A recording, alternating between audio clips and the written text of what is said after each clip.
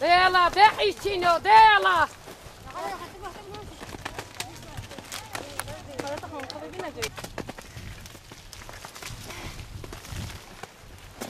Fıstıkta bir var yılı vardır, bir de yok yılı vardır. Bu sene yılların rekortesini kırmayı bekliyorduk. 45 bin ton bir rekorte bekliyorduk. Ama maalesef kuraklıktan, susuzluktan, aşırı sıcaklıktan dolayı bu rekorte %70, %80 azaldı. Şu anda ürünün peşinde değiliz. Ağacı kurtarma peşine düşmüşüz. Normalde hasat 15 Eylül'de başlıyordu, tam hasat.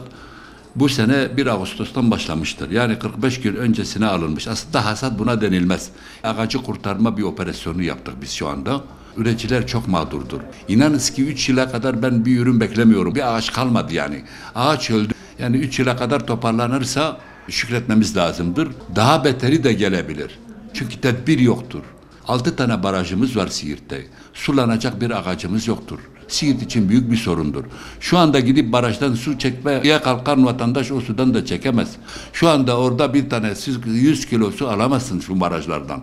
Devlet buna tedbir alması lazımdır. Bu barajları, bu şeylere peşkeş çekilirken, bunlara verilirken, bunları tahsis edilirken ne yapmışlarsa bu vatandaşı hiç mi düşünmediler? 450 bin dekar Siirt'te fıstık vardır. 50 yıldır küresel ısınma olduğunu görüyoruz. Kuraklık geleceğini, iklim değişikliği ki bu bir gerçektir. Artık hayatımızda oldu bu işler. Onun için tedbir almamız lazımdır. Siirt'in tarımı fıstıkçılık olmasa bu dağlarda ne vardır? Onu bana söyleyiniz ki yani. Tillo'da ekilecek bir dönüm buğdayımız yoktur. Hepsi yabaş arazi olduğu için fıstıklıktır. 100 yıllık fıstıklık vardır. Yani emek veriyor. Bu bir emektir yani. Sadece bir gelir kaynağı düşünmeyelim yani. Yani bunlar hiç mi düşünülemez? Ya da devletimiz gerçekten muktedirdir. Devletimiz güçlüdür. Kıbrıs'a deniz yoluyla su getiren bir devletimiz. Burada 6 tane baraj. Her tarafımızda akarsu. Bunları nasıl tedbir alamaz ya?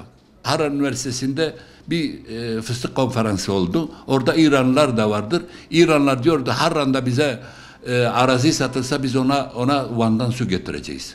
Öyle bir mantıkla bakıyorlar. İran'da önce suyu çıkartıyor, ondan sonra fıstığı ekiyor. Amerika'da önce suyu döşüyor, ondan sonra fıstıkçılık yapıyor. Bizimki su çekemezsin.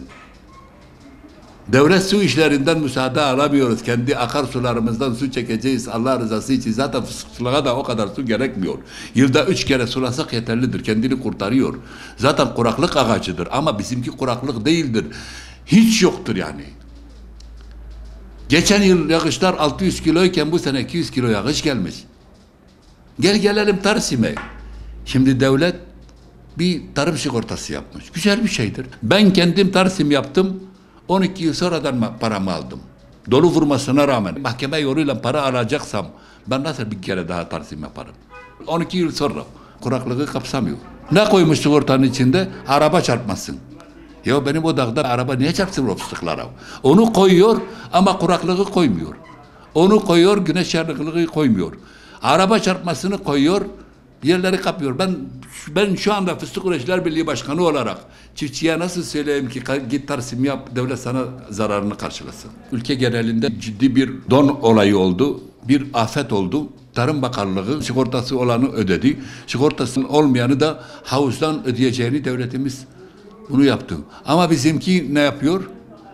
Şu anda maalesef hiçbir fıstığın karşılamayacak. Peki size soruyorum ki bu üretici 2 yıldır bu fıstığı bekliyordu. 2 yıl sonra da kesin Allah'ın emriyle de fıstık yoktur.